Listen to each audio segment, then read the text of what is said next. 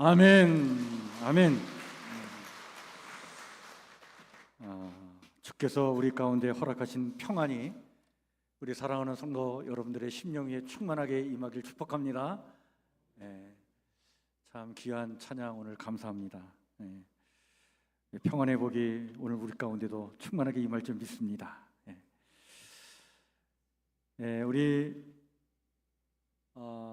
교회 창립 78주년을 앞두고 우리 10월 한 달 우리 교회를 생각하다라고 하는 주제를 가지고 말씀을 나누고 있습니다. 오늘은 교회는 무엇으로 존재하는가, 그 교회의 본질에 대한 이야기, 사랑에 대한 이야기를 함께 같이 나누고자 합니다. 오늘 우리는요, 사랑이라는 단어를 가장 많이 하고 가장 많이 듣죠. 그래서 아마 우리가 쓰는 단어 중에 사랑이라는 단어가 가장 많이 말하고 듣는 단어가 아닌가 그런 생각을 갖게 됩니다. 그런데 역설적이게도 진짜 사랑은 점점 보기 어려운 시대가 되어가고 있지 않는가 그런 생각을 갖게 되죠. 사랑을 이야기하는데 종종 너무 감정적이거나 조건적인 사랑, 나의 만족만을 추구하는 이기적인 사랑이 많은 것을 봐요. 가정에서조차 사랑이 이해관계와 그리고 편의에 의해서 흔들리는 경우도 참 많습니다.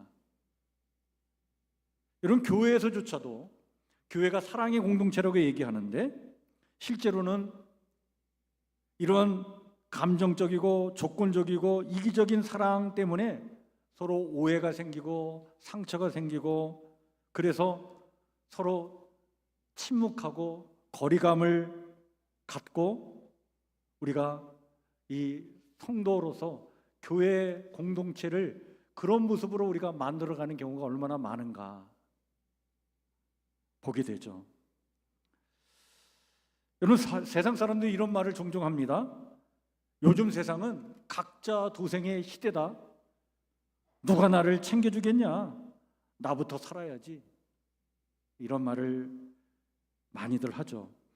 여러분, 이 말 속에는요, 사랑이 사라진 이 시대의 고백이 담겨 있는 것을 우리가 봅니다. 성경은 이미 이러한 시대를 예언해 주고 있는데 예수님은 마태복음 24장 12절에 이런 말씀을 주셨습니다. 불법이 성함으로 많은 사람의 사랑이 식어지리라. 그러니까 말세의 징조가 바로 뭐냐? 사랑이 식어진다는 거예요. 참 사랑이 상실되어가는 시대를 맞이하게 될 것이라는 거예요. 말세의 징조에 대한 말씀이지만 사실 오늘 우리가 살고 있는 우리 현실의 초상이기도 합니다. 사랑이 식어가는 이런 세상 속에서 그러나 예수님은 당신의 제자들에게 오늘 특별하게 이런 말씀을 부탁하셨죠. 오늘 요한복음 13장 34절 말씀입니다. 새 계명을 너희에게 주노니 서로 사랑하라. 내가 너희를 사랑한 것 같이 너희도 서로 사랑하라. 이 말씀은 예수님의 공생의 마지막 밤 제자들의 발을 씻기신 후에 주신 명령이었습니다. 십자가 고난의 길을 앞두신 그 긴박한 시간에 예수님이 하신 말씀은 야, 너희들 열심히 일을 해. 야, 가서 많이 전도해. 그게 아니었어요.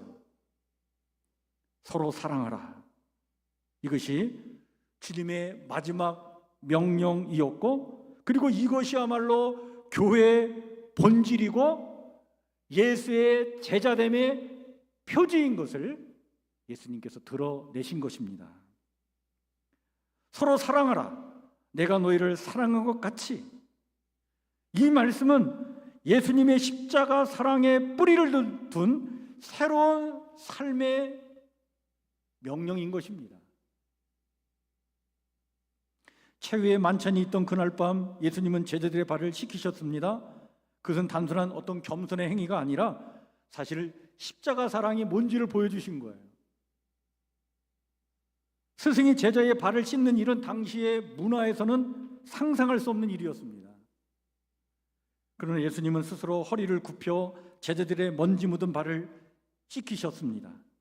그리고 그 자리에서 말씀하신 거예요. 새 계명을 너희에게 주노니 서로 사랑하라. 내가 너희를 사랑한 것 같이 너희도 서로 사랑하라. 여러분, 여기서 새 계명이라고 하는 이 단어를 우리는 주목해야 합니다. 이 새 계명이라고 하는 말은 새로운 가르침이라고 하는 의미를 넘어서 새로운 차원의 사랑을 말해주고 있는 거예요. 여러분, 서로 사랑하라는 이 말씀은요, 구약 성경에도 있어요. 율법에 보면, 레위기의 말씀에 보면 서로 사랑하라고 하는 율법의 말씀이 있습니다. 근데 예수님은 거기에 내가 너희를 사랑한 것 같이 라고 하는 기준을 새롭게 설정해 주신 거예요. 이건 기준의 혁명의 말씀입니다. 이제 그 사랑의 기준은 내 감정, 상대의 자격이 아니라 예수님의 십자가가 되어야 된다라고 하는 말씀이죠. 예수님은 자신을 배반할 자들의 그래서 발도 씻어주셨습니다. 곧 도망칠 제자들에게도 사랑을 보여주셨어요. 제자들의 그 연약함과 죄를 아시면서도 그들을 끝까지 사랑하신 거예요. 그리고 그들에게 명령하신 것입니다. 너희가 내 제자로 남아있으려면, 너희가 세상 속에서 교회로 살아가려면 사랑하라. 그것도 내가 너희를 사랑한 것 같이. 이 말씀은 제자 공동체, 교회의 정체성을 세우는 근본 선언이자 교회가 세상 가운데 어떤 모습으로 존재해야 하는지를 보여주는 주님의 유언과 같은 말씀입니다. 오늘날 교회도 마찬가지입니다. 여러분, 교회가 어떤 조직이나 프로그램이 교회를 교회되게 하는 게 아닙니다. 교리를 정확히 아는 것만으로 세상이 우리를 주님의 제자라고 인정하지 않습니다. 예수님의 말씀은 너무나도 분명한 거예요. 너희가 서로 사랑하면 이로써 모든 사람이 너희가 내 제자인 줄 알리라. 이 말씀은 교회의 존재 이유를 말씀하신 것입니다. 세상은 우리의 사랑을 보고 그 안에서 예수님을 본다는 사실입니다.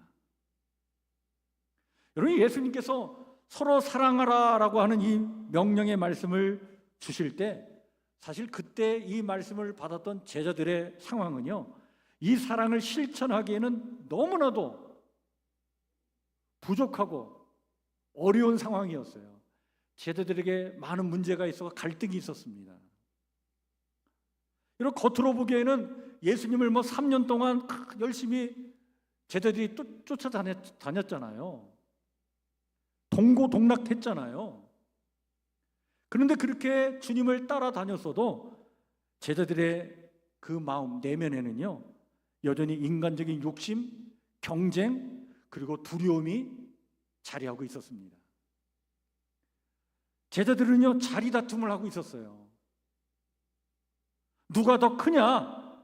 예수님이 이 땅에 하나님의 나라를 이루신다고 하는데 그 나라를 오해해가지고 새로운 왕국을 이루는 것처럼, 로마의 압제에서 벗어난 어떤 정치적인 새로운 나라를 이루는 것처럼 착각해가지고 누가 예수님의 오른편에 앉고 누가 왼편에 앉을 것이냐, 그거를 두고 다퉜습니다. 예수님은 십자가를 지시러 가시려고 하는데 그 엄중한 시간에 제자들은 서열 다툼을 하고 있었어요. 또한 배반의 그림자가 제자들의 마음에 들여지고 있었습니다. 가룟 유다는 이미 예수님을 팔 마음을 품고 있었고 그날 밤 바로 예수님을 팔아 넘겼습니다. 그는 제자 중 한 사람이었지만 마음은 이미 예수님과 멀어진 상태였어요. 또 예수님을 부인하려고 하는 그 두려움의 감정이 제자들의 마음을 사로잡았습니다. 베드로는 주님을 위해 목숨을 바치겠다고 호언장담했지만 새벽닭이 울기 전 3번이나 예수님을 부인하지 않습니까? 사랑의 고백은 있었지만 실제 상황 앞에서는 두려움의 그 사랑이 잠식당해가지고 그는 예수님을 부인했던 것입니다. 여러분, 이렇게 참 연약하고 이렇게 문제 많고 이렇게 온전하지 못한 이 제자들, 그들을 향해서 서로 사랑하라 하신 이 말씀은 마치 아니 우리의 현실을 모른 채 어떻게 이런 말씀을 하실 수 있습니까? 그거는 그냥 주님의 이상적인 생각 아닙니까? 우리는 절대로 사랑할 수 없는 존재입니다. 우리가 얼마나 많은 갈등과 문제를 안고 있는 존재입니까? 이렇게 문제를 제기할 수 있는 말씀이기도 한 거예요. 그러나 오히려 주님은 그런 제자들의 연약함, 그 갈등과 문제, 그 안에 있는 그 배반과 배신과 그 두려움의 그 마음까지도 다 아시면서 그것까지도 다 품어주시면서 제자들의 발을 씻어주신 거예요. 그럼에도 우리가 이렇게 사랑해야 한다는 겁니다. 여러분, 예수님의 제자들의 그 문제와 갈등이 우리 안에는 없나요? 우리 안에도 얼마나 많습니까? 우리가 교회에서 같이 한 성도로 신앙생활하고 있지만 여러분, 뭐 교회 안에서 또 기관에서 또 목장 모임 안에서 우리 같이 모여 있지만 서로 성격이 다르고 살아온 문화가 다르고 그 성격과 문화 차이에서 오는 갈등이 우리 안에 없나요?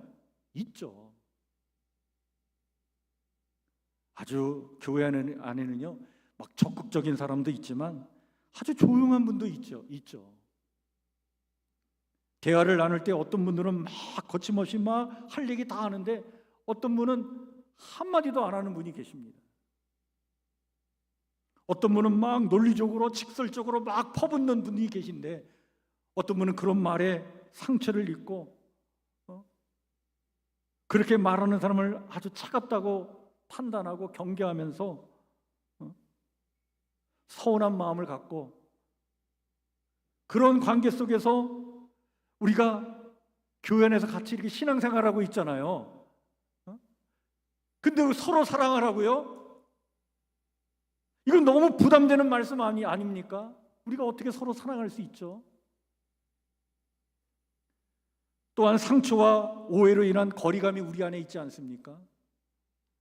과거에 어떤 그 말 한마디 때문에 사소한 그 오해가 풀리지 않아가지고 마음의 거리감을 갖고 있어서 겉으로는 샬롬, 안녕 이렇게 말을 하지만 마음의 벽은 여전히 높게 쌓여 있는데 아니 서로 사랑하라고요? 우리 소그룹 모임 안에서도 같이 모임을 가져도 진심을 나누기보다는 어느 정도 그냥 거리를 그냥 정해놓고 정답만을 이야기하는 그런 모습으로 우리가 지금 살고 있는데 마음을 열고 진심으로 얘기하라고요? 그건 너무 어렵지 않습니까? 또 조건적인 사랑의 유혹이 우리 안에 있지 않나요? 세상은 나를 이해해 주는 사람, 나와 코드가 맞는 사람을 사랑하라고 가르치죠. 근데 예수님은 나와 맞는 사람만이 아니라 나와 다른 사람까지 품으라 라고 하시는데 아니 저 사람까지 품어야 되겠습니까? 저 사람은 나와 맞지 않아요. 이런 마음으로 사랑을 조건부로 제한하려고 하는 우리에게 있어서는 서로 사랑하라는 이 말씀이 너무 무겁게 다가오는 거 아니겠어요? 섬김보다 자기 중심의 본성이 우리 안에 있죠. 그렇죠. 여러분, 우리는 본능적으로 철저하게 자기 중심적인 존재들입니다. 누군가를 먼저 사랑하고 이해해주고 희생하는 일은요, 쉬운 일이 아니에요. 그래서 때로는 우리가 교회에 나올 때 또는 작은 공동체, 목장 모임에 참여할 때 그 목장 모임, 교회의 어떤 모임을 서로 사랑하는 자리보다는 내가 사랑받고 내가 위로받는 자리로 생각하고 그 자리에 우리가 머물려고 할 때가 얼마나 많습니까? 이런 이기적인 마음이 섬김보다 앞서 있는데 서로 사랑하라고요? 이런 갈등이 우리 안에 있지 않습니까? 그런데 여러분, 이 모든 갈등의 본질은 우리가 가만히 살펴보면 우리 안에 참 사랑이 부족하다는 사실을 알려주고 있는 것입니다. 여러분, 성경이 말하는 참 사랑, 그 사랑이 뭔지 아세요? 그건 감정이 아닙니다. 그것은 십자가의 은혜에서 흘러나오는 능력인 거예요. 자연적으로는 절대로 서로 사랑할 수 없어요. 그래서 예수님은 우리의 이런 연약함을 아셨기 때문에 서로 사랑하라는 계명을 주셨을 뿐만 아니라 성령의 도우심을 약속하셨던 거예요. 그래서 로마서 5장에 보면 이런 말씀하시잖아요. 성령으로 말미암아 하나님의 사랑이 우리의 마음에 부은 바 됨이니라. 갈라디아서 5장 말씀에 이런 말씀도 주십니다. 오직 성령의 열매는 사랑과 실학과 화평과 오래 참음과 자비와 양성과 충성과 온유와 절제니 이 같은 것을 금지할 법이 없느니라. 예수님께서는 이렇게 성령의 은혜와 능력으로 그 십자가의 그 사랑과 은혜를 깊이 체험하고 그 사랑의 능력을 공급받아서 그 사랑의 능력으로 서로를 사랑할 수 있는 그런 교회를 세상에 두시면서 교리나 제도가 아니라 사랑을 통해 세상이 예수님의 참 제자를 알아보게 하셨던 것입니다. 사도행전과 교회사 초기의 기록을 보면요, 초대교회 성장은 어떤 강력한 설교와 어떤 기적적인 역사가 일어나서 교회가 성장한 게 아니었어요. 그 핵심은 바로 뭐였느냐? 십자가에서 흘러나온 그 사랑을 체험하고 그 사랑의 능력을 힘입어서 서로 사랑했던 그 공동체가 바로 교회 성장의 원인이었습니다. 로마 제국의 혹독한 박해 속에서도 그리스도인들은요, 서로를 끝까지 돌봐줬습니다. 예배가 금지되고 잡히면 죽을 수도 있는 상황에서 그들은 숨어서 함께 기도하고 떡을 떼며 서로의 필요를 끝까지 채워줬다고 해요. 여러분, 서기 2세기, 3세기 경에 로마에 전염병이 돌았는데 그때 많은 시민들이요, 가족이 죽어가는데 전염병 때문에 가족마저 버리고 도망치는 일이 생겼습니다. 그러나 그리스도인들은 끝까지 남아서 병든 자를 돌봤다고 합니다. 심지어 믿지 않는 자들까지도 사랑을 섬겼다는 거예요. 당시에 역사를 기록했던 역사가 유세비우스는 이런 기록을 남겼습니다. 그리스도인들은 서로 사랑했을 뿐 아니라 낯선 사람에게도 같은 사랑을 베풀었다. 그들의 사랑은 도시를 변화시켰다. 초대교회의 사랑은 세상을 압도했던 것입니다. 사람들은 교회의 건물이나 제도를 본 것이 아니라 사람들의 그 삶 속에서 나타난 사랑을 보고는 저들이야말로 예수의 제자들이구나 라고 고백하게 된 것이죠.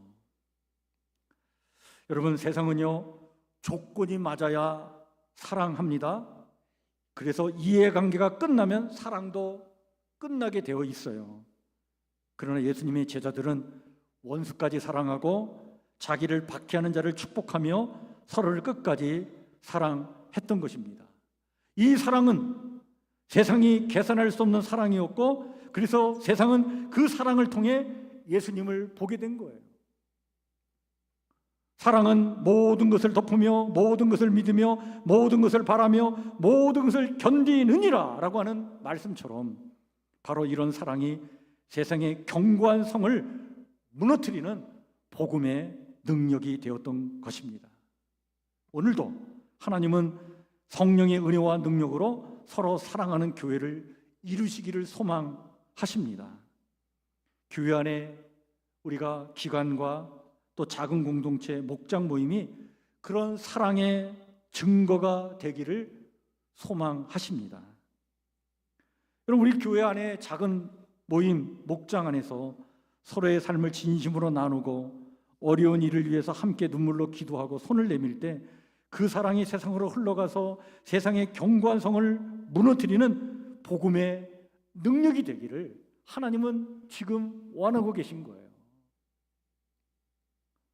서로 사랑하라는 이 명령은요, 오늘 우리의 삶 속에서 반드시 실현되어야 할 현실의 명령입니다. 그리고 이 사랑은 실제적으로 이렇게 이루어지죠. 여러분, 사랑은요, 작은 공동체, 목장에서 시작되는 거예요. 여러분, 사랑은요, 어떤 거창한 어떤 이벤트로 이루어지지 않습니다. 사랑은 거대한 어떤 집회를 해서 되어지는 게 아니에요. 교회 안에, 작은 공동체 안에서, 소그룹 안에서 모임을 가지면서 그 모임 안에서 하나님의 말씀으로 우리의 삶을 나누면서 그 모임 안에서 서로 사랑을 훈련받아야 됩니다. 성격이 다르고 상황이 다르고 생각이 달라도 내가 너희를 사랑한 것 같이 라고 하는 이 주님의 말씀을 붙들고 사랑하는 사랑의 훈련장이 반드시 교회 안에 있어야 되고 거기서부터 사랑이 시작되는 거예요. 그게 어딥니까? 우리의 기관이고 우리의 작은 모임들이고 그리고 우리의 교회 목장 모임인 거예요. 또한 사랑은요, 진심을 나누는 것에서 시작됩니다. 여러분, 우리가 교회 안에서요, 겉모습으로는 이렇게 친한 것처럼 이렇게 얘기를 해도 우리 속마음이 오가지 않는 그러한 만남을 가질 때가 참 많아요. 그런데 누군가 우리가 이렇게 안부를 물을 때 괜찮아요 라고 말할 때 그 괜찮아요 라고 하는 말 뒤에 감춰진 그 마음을 좀 들여다보고 한 번 더 따뜻하게 안부를 묻는 그 순간이 사랑의 시작입니다. 누군가 아파할 때 기도할게요, 그 한마디에서 끝나지 않고 진심으로 함께 울고 함께 기도하며 손을 내미는 것이, 여러분, 그것이 예수님이 말씀하신 사랑의 시작인 거예요. 여러분, 교회는요, 어떤 형식적인 어떤 만남의 시간이 아니라 진심이 오가는 사랑의 어떤 시간이 반드시 필요합니다. 그게 어디서 시작되겠어요? 여러분, 교회의 작은 모임, 그 기관이나 목장 모임, 이런 데서 시작되는 거예요. 또한 사랑은요, 작은 실천으로 세워지는 겁니다. 여러분, 사랑은 작은 실천의 반복으로 공동체 안에 이렇게 딱 스며드는 거예요. 예배 후에 먼저 다가가서 안부를 묻고 낯선 이에게 따뜻하게 인사를 좀 하고, 우리 예배 후에 식당에 가서 같이 애찬을 나눌 때에 일부러 새가족 옆에 가서 좀 앉아서 같이 말도 좀 나눠주고, 누군가의 필요를 들었을 땐 조용히 도와주기도 하고, 이런 작고 구체적인 사랑의 실천들이 모일 때 이런 교회의 공기는 달라집니다. 공동체가 따뜻해지는 거예요. 예수님은 내가 너희를 사랑한 것 같이 라고 말씀하셨는데, 여러분, 십자가의 사랑은요, 거창한 것이 아닙니다. 실제로 작은 실천이 그게 사랑의 시작인 거예요.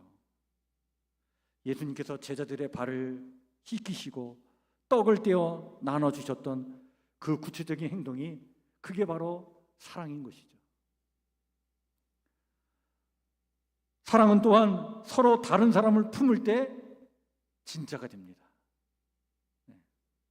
여러분, 우리는 본능적으로 나와 잘 맞는 사람을 참 좋아해요. 그런데 성경의 사랑은, 성경적인 사랑은요, 나와 다른 사람, 때로는 나를 불편하게 하는 사람을 품는 데서 그 사랑이 빛이 나는 거예요. 그게 진짜 사랑입니다. 의견이 다르다고 멀어지지 않고 듣고 기다리는 사랑을 우리는 선택해야 합니다. 성격이 다르다고 비판하지 않고 있는 모습 그대로 존중하는 사랑을 우리는 배워야 합니다. 실수한 사람을 정죄하지 않고 회복의 기회를 주는 사랑으로 우리는 품어야 하는 것입니다. 이렇게 서로 다른 사람들이 사랑 안에서 하나 될 때 세상은 그 모습을 통해 그리스도의 사랑을 목격하게 되는 것이죠. 사랑의 공동체는요, 세상에 아주 가장 강력한 복음인 거예요.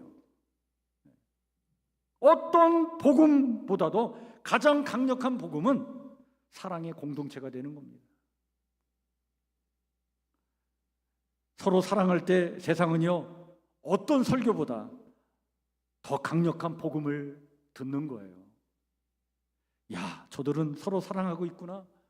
저 교회는, 저 공동체는 뭔가 다른 것이 있구나.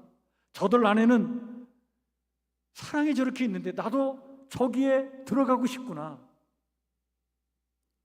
이것이 바로 예수님께서 말씀하신 교회의 능력입니다. 우리 성북교회가 이렇게 사랑이 실천되는 교회가 되길 소망합니다. 우리 교회가 이 사랑의 본질을 찾고 그것을 실천하고 구현해서 정말 하나님 기뻐하시는 아름다운 교회, 건강한 교회로 세워져 나가길 소망합니다. 이를 위해서 같이 기도하고 힘쓰는 우리 성도들 모두가 되기를 바랍니다. 기도하겠습니다. 하나님, 오늘 말씀을 통해 우리에게 다시 한번 서로 사랑의 의미를 깨우쳐 주시니 감사합니다. 주님, 우리 안에는 여전히 연약함과 이기심이 있습니다. 그러나 하나님, 우리를 다시 서로 사랑하라고 그 길로 우리를 다시 인도하여 주시니 그 말씀에 순종하기를 원합니다. 우리 교회 안에서 말이 아닌 행동으로, 감정이 아닌 헌신으로, 조건이 아닌 십자가의 기준으로 서로 사랑할 수 있도록 우리의 마음을 하나님 붙잡아 주시옵소서. 성령께서 우리를 하나 되게 하셔서 그 사랑을 통해 세상이 주님을 볼 수 있도록, 그러한 사랑의 공동체 만들어 나갈 수 있도록 우리 교회 목장 모임과 기관과 또 우리 교회 공동체를 하나님 지켜 주시옵소서. 그리하여 하나님의 영광을 나타내는 아름다운 교회가 되기를 소망합니다. 주여, 우리와 함께 주옵소서. 예수님의 이름으로 기도하옵나이다. 아멘.